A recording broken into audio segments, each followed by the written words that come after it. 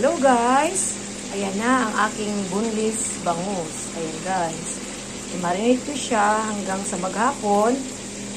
Nilagyan ko ito guys ng soy sauce, seasoning, ground black pepper, powder garlic powder, at saka itong limonsito guys. Ayan.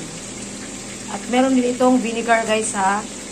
Vinegar, soy sauce, seasoning, tapos black ground pepper, garlic powder, at saka itong limonsito guys. At merong kunting asin. Yan, para masarap ang ang ating boneless marinated bangus. Ayan. Magluto siguro ako to mamaya siguro guys, mamayang gabi. Kasi parang gusto kong kumain ito. Ito nagluto guys ng ito, yan, tilapia. So, ito muna ang aking, kasi marinate ko pa to guys para lalong sumarap siya ba. Ayan, madali naman mag-marinate ito guys, wait.